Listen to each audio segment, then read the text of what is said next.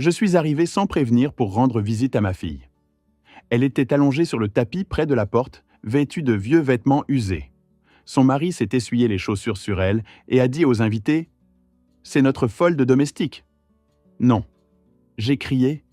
J'ai fait un pas en avant et tout le monde s'est figé car l'un des invités a laissé tomber son verre et m'a regardé comme s'il avait vu un fantôme. Il y a 20 ans, je lui ai sauvé la vie. Pendant 4 heures, j'ai maintenu ses intestins avec mes mains sur la table d'opération. Il a juré qu'il me rendrait l'appareil. Le moment était venu, mais je ne savais pas encore l'essentiel. Je ne savais pas que ma fille avait épousé cet homme parce qu'il me ressemblait. Je ne savais pas que toute sa vie, elle avait cherché un homme qui la contrôlerait, l'humilierait, la détruirait. Parce que je lui avais appris que c'était ça, l'amour. Son mari s'est avéré être moi, juste plus bruyant, plus honnête. Et maintenant, pour sauver ma fille, je devrais d'abord admettre que c'est moi qui l'ai détruite. Avant de continuer, abonne-toi à la chaîne, mets un like à la vidéo et laisse-moi en commentaire depuis quelle ville tu m'écoutes. Revenons maintenant à l'histoire. Le taxi s'est arrêté à 300 mètres du manoir et le chauffeur a coupé le moteur. Pierre Moreau, chirurgien militaire retraité de 60 ans, a payé et est descendu au bord du chemin rural. Le vent d'octobre lui a frappé le visage, apportant l'odeur de feuilles pourries et de fumée lointaine. Le manoir se dressait sur une colline, entouré de portails en fer forgé et d'une haie impeccablement taillée. Il y a 1 an et demi, au mariage, il regardait Camille et pensait qu'elle avait enfin trouvé ce qu'elle méritait. Un mari jeune, prospère, courtois, une maison qui ressemblait à un palais. Mais depuis lors, Camille avait cessé de répondre aux appels. D'abord, elle ne décrochait pas, puis elle envoyait des messages courts qui devenaient de plus en plus rares jusqu'à cesser complètement. Il y a 3 semaines, Pierre a reçu le dernier message de sa fille, seulement 2 mots. « Papa, aide-moi ». Il a appelé immédiatement, mais le numéro était hors service.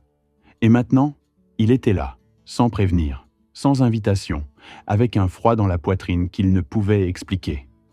Le portail était entrouvert. Pierre est entré sur le terrain et a avancé vers l'entrée principale. Il entendait maintenant la musique plus clairement, du jazz élégant, et les voix de nombreuses personnes. Dans la maison, il y avait clairement une fête. Il a sonné. Personne n'a ouvert. Pierre a fait le tour de la maison et a trouvé une petite porte de service qui s'est avérée ouverte. Un couloir étroit qui sentait les produits de nettoyage menait aux pièces principales. Pierre l'a parcouru et s'est retrouvé dans le vestibule du manoir. Et alors, il a vu sa fille. Camille était allongée par terre près de la porte d'entrée, directement sur le tapis décoratif. Bienvenue. Elle portait un t-shirt gris délavé et un pantalon de survêtement troué aux genoux. Ses cheveux, autrefois abondants et brillants, pendaient en mèches emmêlées et grasses. Elle ne bougeait pas, regardait juste le plafond avec des yeux vides, comme si elle ne voyait ni n'entendait rien autour d'elle. Les invités passaient près d'elle comme si elle était un meuble. Certains enjambaient ses jambes, d'autres la contournaient sans regarder en bas. Et alors, du salon est sorti un jeune homme en costume gris parfaitement ajusté. Pierre l'a reconnu.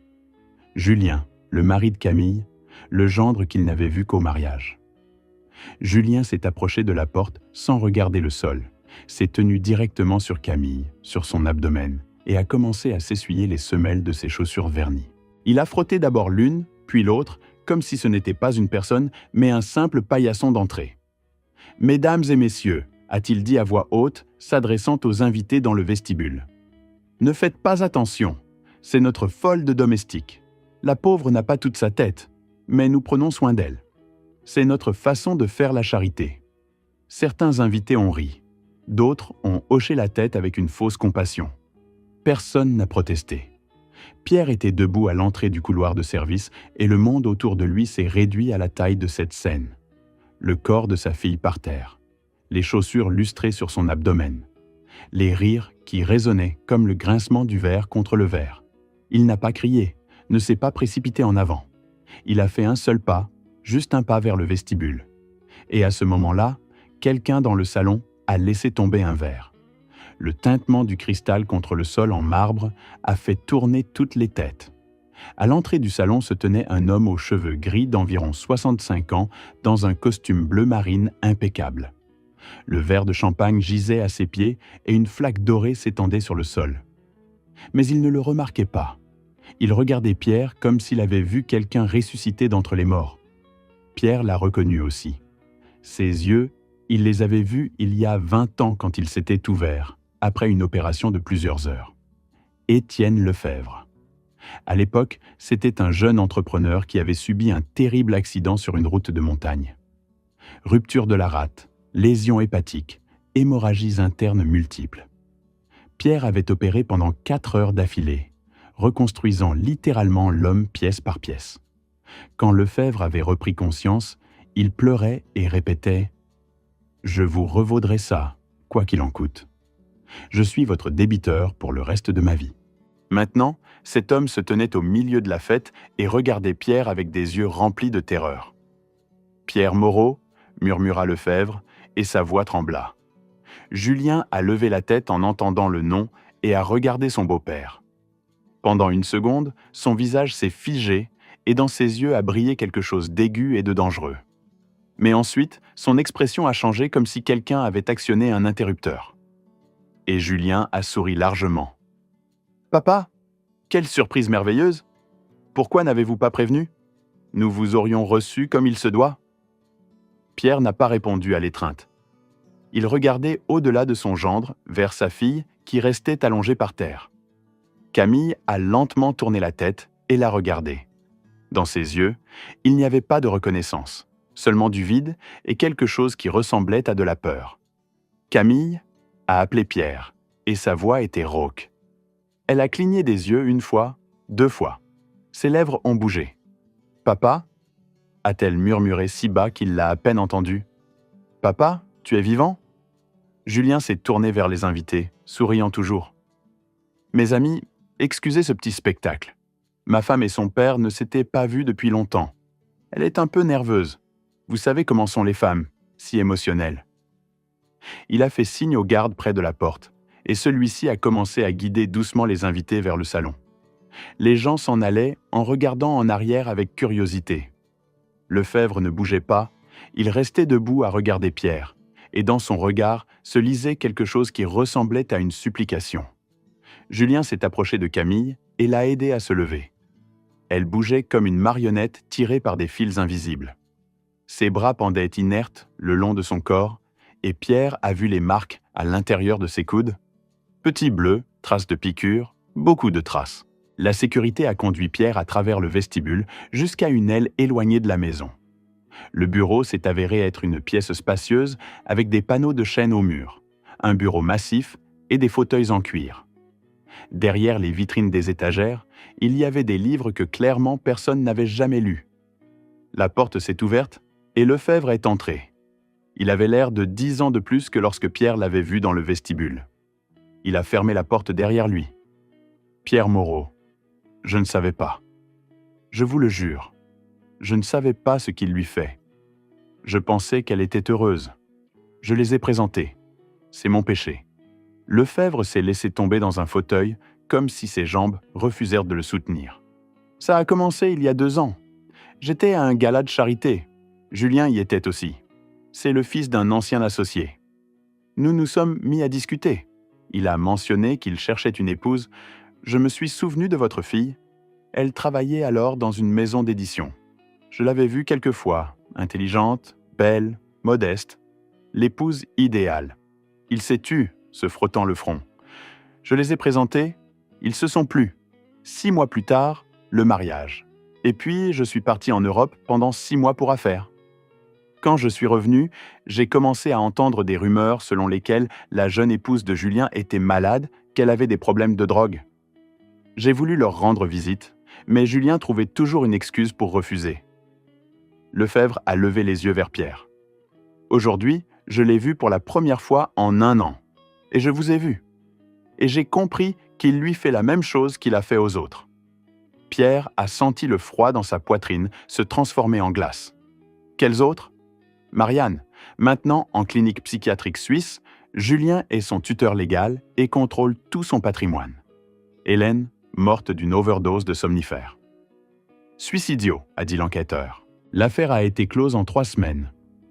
La porte s'est ouverte violemment et Julien est entré. Il souriait, mais ses yeux étaient froids et attentifs. Étienne, vous avez laissé les invités pour une conversation privée. Maintenant, s'il vous plaît, retournez auprès des invités. J'ai besoin de parler à mon beau-père en privé.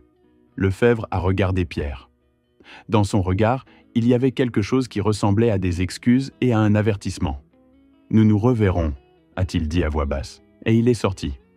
Julien a fermé la porte derrière lui et s'est tourné vers Pierre. Le sourire avait disparu de son visage.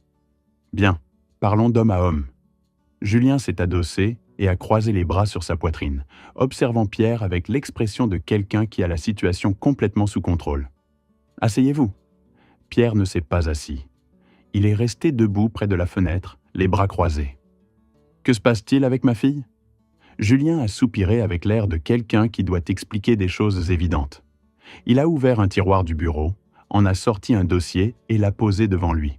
« J'espérais que vous n'en arriveriez pas là. » Voilà. Il a ouvert le dossier et l'a tourné pour que Pierre puisse en voir le contenu.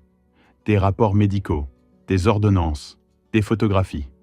Votre fille est malade. Trouble schizo-affectif provoqué par l'abus de substances psychoactives. En termes simples, elle s'est accrochée à la drogue 3 mois après notre mariage. Cocaïne d'abord, puis autre chose. J'ai essayé de l'arrêter, mais c'était trop tard. Les psychoses ont commencé, les hallucinations, les épisodes d'agressivité. Il a sorti une photographie du dossier et l'a tendue à Pierre.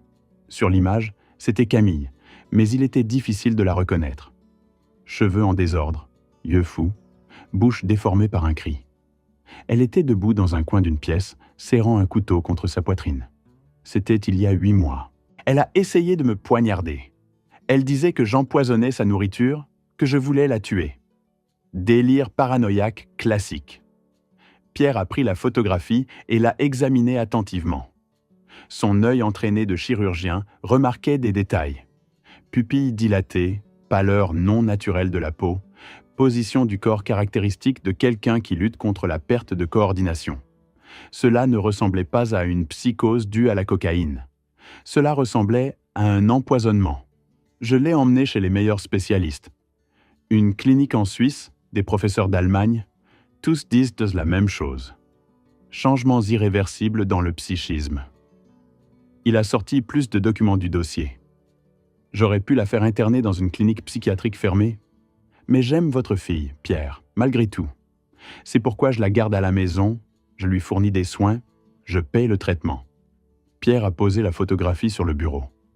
Pourquoi était-elle allongée par terre près de la porte? Elle s'est couchée là elle-même. C'est une partie de son trouble. Parfois, elle refuse de se lever du sol pendant des heures. Les médecins appellent ça des épisodes catatoniques. Et le fait que vous vous essuyiez les pieds sur elle? Julien est resté immobile pendant 1 seconde, et Pierre a vu comment l'irritation a brillé dans ses yeux. Je n'ai même pas remarqué qu'elle était couchée là. Vous imaginez à quel point c'est horrible? Ma propre femme allongée par terre, et je suis tellement habitué que je suis passé sans regarder. Pierre est resté silencieux, traitant ce qu'il avait entendu. Julien mentait. Pierre en était aussi sûr que de son propre nom. Elle a dit que j'étais mort. Elle a dit que vous lui aviez montré une nécrologie. Julien a soupiré de nouveau. Et vous croyez une femme qui, hier, affirmait que le chat du voisin lui parlait en allemand? Pierre, soyons réalistes. Camille ne peut pas distinguer la réalité de ses hallucinations. Il s'est levé et s'est approché du bar dans le coin du bureau. Il s'est servi du whisky dans un verre en cristal. Où étiez-vous l'année et demie dernière? Elle a cessé de répondre à vos appels et vous vous êtes simplement résigné. Vous n'êtes pas venu. Vous n'avez pas vérifié. Pierre a senti comment ces mots touchaient juste parce que c'était vrai. Mais moi, j'étais à ses côtés. Chaque jour, chaque nuit. Quand elle criait à cause des cauchemars. Quand elle ne me reconnaissait pas. Moi, pas vous. Il a pris une gorgée de whisky. Alors avant de me juger, regardez-vous. Quel genre de père étiez-vous si elle ne vous a pas appelé à l'aide quand tout a commencé? Pierre a serré les poings si fort que les ongles se sont enfoncés dans les paumes. Il voulait traverser la pièce et frapper ce misérable. Mais il se retenait parce qu'il comprenait que c'était exactement ce que Julien cherchait. Vous savez, a continué Julien, et dans sa voix est apparue une nouvelle intonation. Camille m'a beaucoup parlé de son enfance, de vous, de votre femme, Claire. À la mention du nom de sa femme, Pierre a tressailli et Julien l'a remarqué. Elle m'a raconté comment sa maman avait peur de vous, comment elle marchait sur la pointe des pieds dans la maison pour ne pas déranger le grand chirurgien, comment elle pleurait la nuit dans la salle de bain, comment elle vous demandait de la laisser aller voir sa sœur, et vous disiez « Non, parce que ta place est auprès de ton mari ». Chaque mot tombait sur lui comme une pierre. Camille a dit que sa mère n'est pas morte d'une crise cardiaque. Elle est morte de vivre avec vous. Simplement, un matin, elle n'a pas voulu se réveiller. Taisez-vous. La vérité est inconfortable, n'est-ce pas? Julien s'est rapproché et dans ses yeux dansait quelque chose de sombre. Vous me reconnaissez, n'est-ce pas, Pierre? Vous me reconnaissez parce que nous nous ressemblons. Je fais simplement la même chose que vous faisiez, mais ouvertement, sans prétendre. Il s'est arrêté à 2 pas de Pierre et l'a regardé directement dans les yeux. Alors si vous voulez savoir qui est responsable du fait que votre fille soit allongée sur le paillasson près de la porte, regardez-vous dans le miroir. Vous avez commencé, je n'ai fait que continuer. Pierre a frappé. Il ne l'a pas planifié. Son poing s'est lancé tout seul vers l'avant et s'est écrasé sur la mâchoire de Julien. Celui-ci a été projeté en arrière, a heurté le bureau avec le dos, a renversé le verre de whisky. La porte du bureau s'est ouverte violemment et 2 gardes sont entrés. Ils ont attrapé Pierre par les bras et les lui ont tordu derrière le dos. « Bien », a dit Julien en se relevant et en se frottant la mâchoire. Agression, incapacité à contrôler les émotions. Maintenant, il est clair de qui Camille tient. Il a fait signe aux gardes. « Voici ma proposition, Pierre. Vous partez aujourd'hui, retournez à votre vie. Je vous transfère de l'argent chaque mois. En échange, vous laissez Camille avec moi. Si vous refusez, je la fais interner en clinique psychiatrique fermée. J'ai tous les documents nécessaires. Mon parrain est juge à la Cour de cassation. Comment pensez-vous que ça va finir? » Ils ont expulsé Pierre. Un taxi attendait.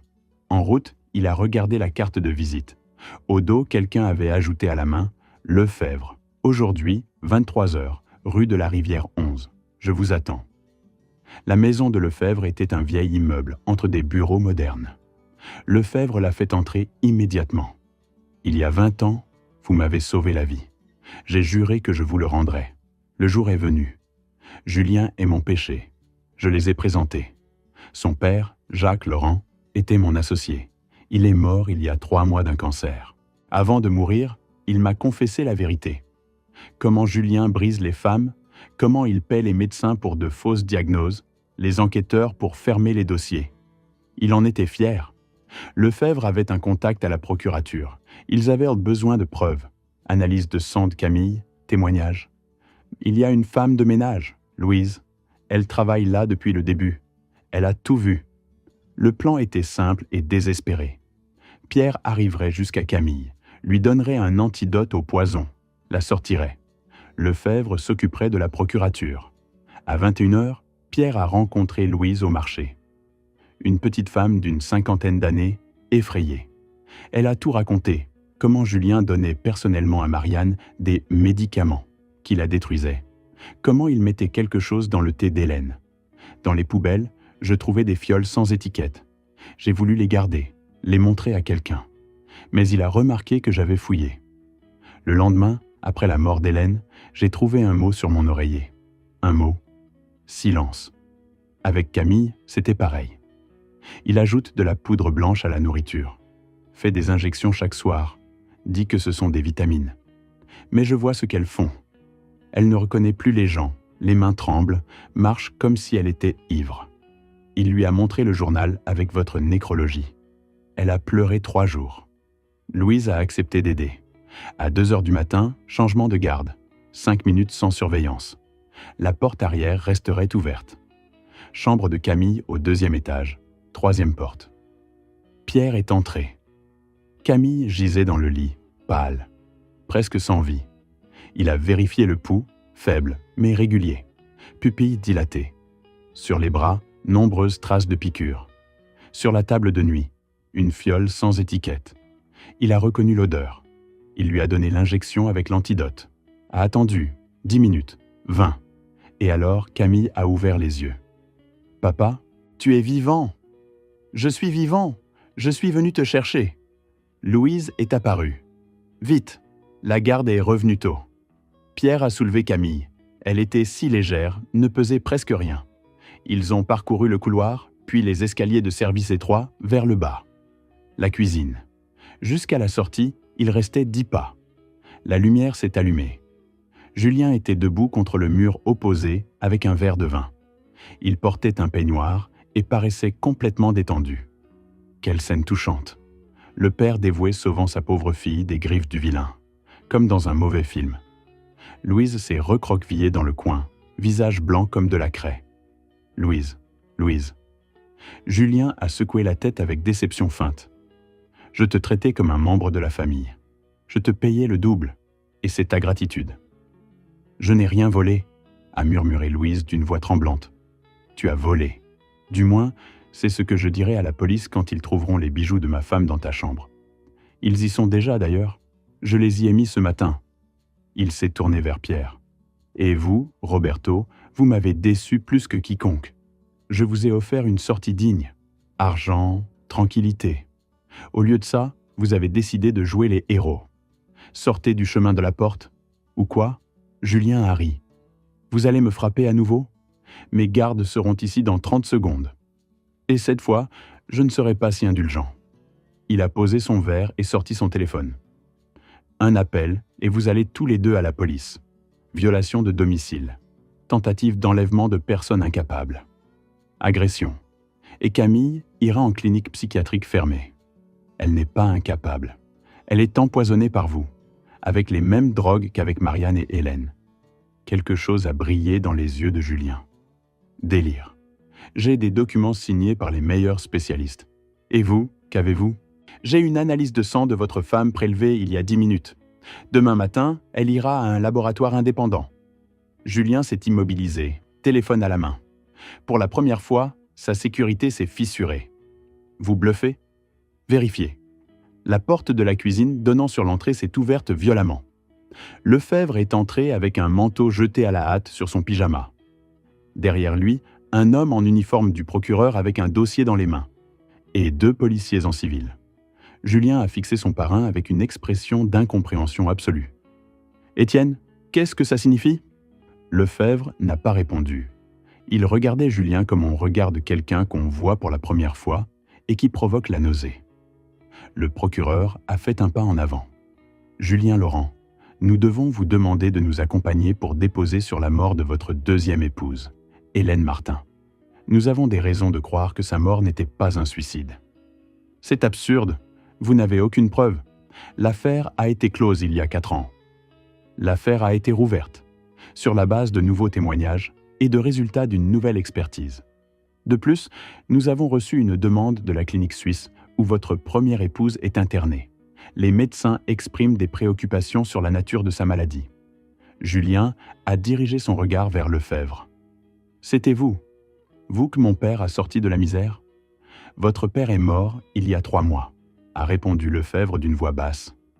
Et avant de mourir, il m'a raconté la vérité. Sur Marianne, sur Hélène, sur tout ce qu'il vous a aidé à cacher. Il était fier de vous, fier du monstre qu'il avait créé. Il a secoué la tête. Et moi, pendant 20 ans, j'ai porté une dette envers l'homme qui m'a sauvé la vie. Et j'ai payé en livrant sa fille à un assassin. Aujourd'hui, je corrige cette erreur. » Julien s'est précipité vers la porte arrière, mais le policier a été plus rapide. Une seconde plus tard, il était face contre la table de la cuisine, mains attachées derrière le dos. Les menottes se sont refermées sur ses poignets. « J'ai un avocat, j'ai des connexions.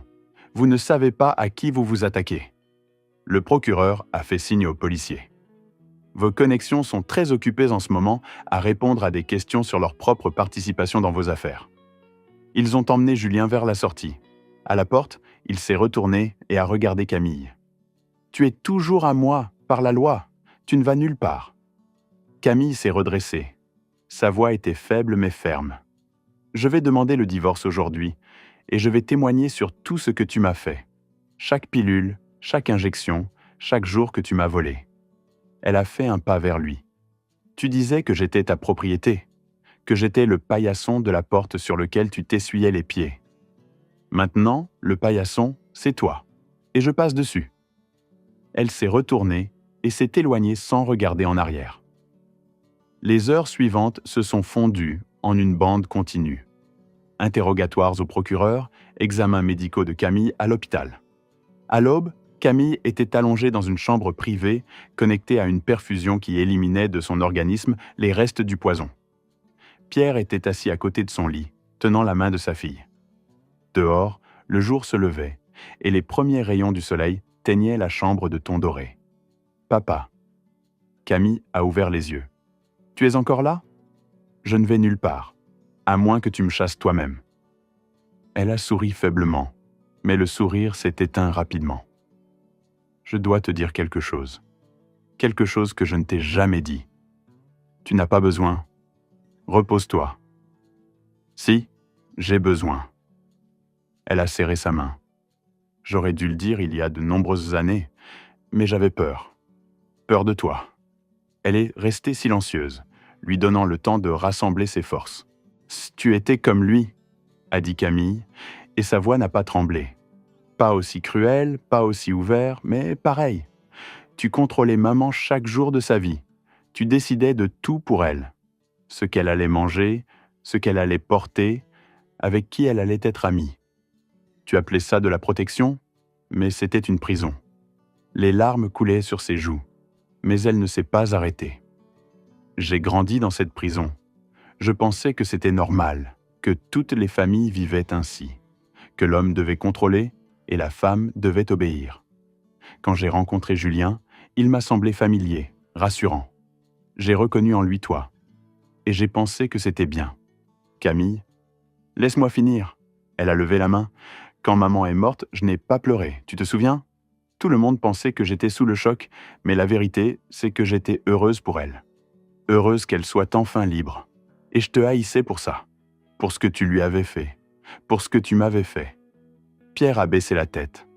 Chaque mot tombait sur lui comme un marteau, mais il acceptait ses coups parce qu'il méritait chacun d'eux. « Je sais !» a-t-il dit finalement.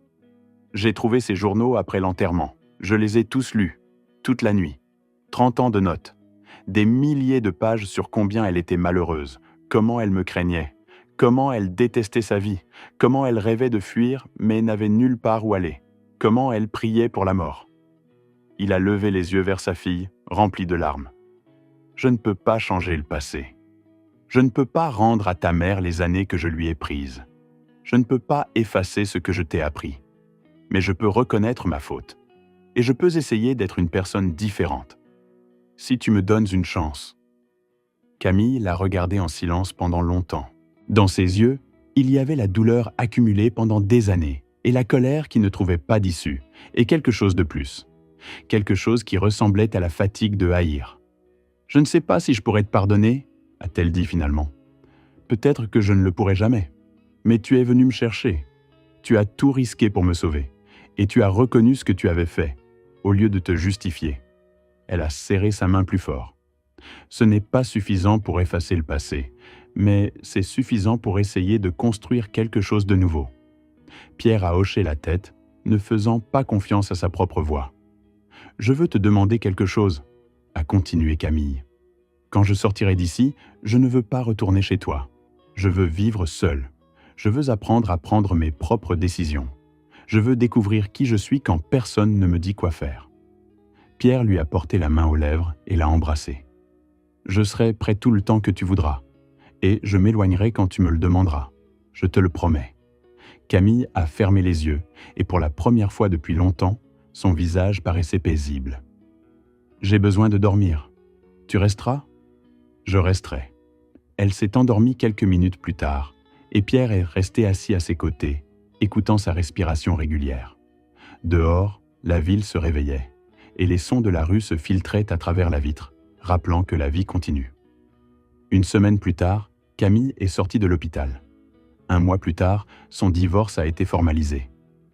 3 mois plus tard a commencé le procès contre Julien, et les témoignages de 3 femmes qu'il avait tenté de détruire sont devenus les preuves principales de l'accusation.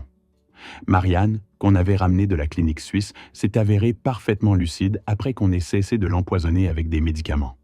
Son témoignage a été particulièrement bouleversant. Julien a reçu 15 ans. Ses avocats ont fait appel, mais l'appel a été rejeté. Les connexions dont il était si fier se sont évaporées comme de la fumée quand il est devenu clair que le défendre était dangereux pour la réputation. Lefebvre a vendu son entreprise et a quitté la ville. Avant de partir, il a rencontré Pierre et lui a dit qu'il se sentait enfin libre de sa dette. Non pas parce qu'il l'avait payée, mais parce qu'il avait fait ce qui était juste, même quand cela faisait peur. Louise a trouvé du travail dans une maison de retraite où personne n'avait entendu parler d'elle. Elle écrivait des lettres à Camille chaque mois, et Camille répondait à chacune. Et Pierre a appris à être un père différent. C'était difficile, plus difficile que n'importe quelle opération qu'il avait jamais faite. Il a appris à écouter au lieu d'indiquer, à demander au lieu de décider, à être présent sans étouffer. Chaque jour était une petite victoire ou une petite défaite, mais il ne renonçait pas. Un jour, 1 an après ces événements, Camille l'a invité à dîner dans son petit appartement. Elle avait cuisiné elle-même. Elle avait mis la table elle-même. Elle avait choisi le vin elle-même. Quand il est entré, elle l'a serré dans ses bras. Pour la première fois depuis de nombreuses années, elle l'a vraiment serré dans ses bras. Fort, comme on serre les personnes qu'on aime. « Merci », a-t-elle dit, « d'être venu alors, de ne pas être parti, d'être en train de changer. » Pierre l'a serré en retour et il a senti quelque chose de chaud se répandre dans sa poitrine. Ce n'était pas la rédemption, parce qu'il y a des choses qu'on ne peut pas racheter. Mais c'était quelque chose qui ressemblait à la paix, à l'acceptation, à la possibilité d'aller de l'avant. Ils ont dîné et ont conversé jusqu'à tard dans la nuit, sur le passé qu'on ne peut pas changer, sur le présent qu'ils construisaient ensemble, sur l'avenir qui, pour la première fois depuis longtemps, ne faisait pas peur. Quand Pierre est parti, Camille l'a accompagné jusqu'à la porte. Sur le seuil, elle s'est arrêtée et a dit « Tu sais ce que j'ai compris cette année ? Que le pardon n'est pas un moment, c'est un processus. Chaque jour, je décide à nouveau si je m'accroche à la douleur ou si je la laisse partir. Et chaque jour, cela devient un peu plus facile. » Pierre a hoché la tête. « Moi aussi, je l'ai compris. Et je suis reconnaissant pour chaque jour où tu me donnes la chance d'être meilleur. » Il est sorti dans la nuit et a marché dans la rue vers sa maison. La ville dormait, mais quelques fenêtres étaient encore éclairées. Et derrière chacune d'elles, il y avait une histoire propre, ses propres erreurs et ses propres victoires, ses propres monstres et ses propres héros. Pierre ne savait pas s'il était devenu un héros. Probablement pas. Mais il savait avec certitude qu'il avait cessé d'être un monstre. Et c'était plus qu'il ne méritait. Chers spectateurs, merci beaucoup d'avoir écouté cette histoire jusqu'à la fin. C'était une histoire non seulement de sauvetage, mais de reconnaissance de ses propres erreurs. Que parfois, pour aider une autre personne, il faut d'abord se regarder honnêtement dans le miroir. Et qu'il n'est jamais trop tard pour changer, même quand on a déjà commis l'irréparable. Écrivez-moi dans les commentaires. Y a-t-il eu dans votre vie une situation où quelqu'un a reconnu sa faute devant vous ? Ou peut-être étiez-vous celui qui a trouvé la force de dire pardon pour quelque chose que vous aviez fait pendant des années ?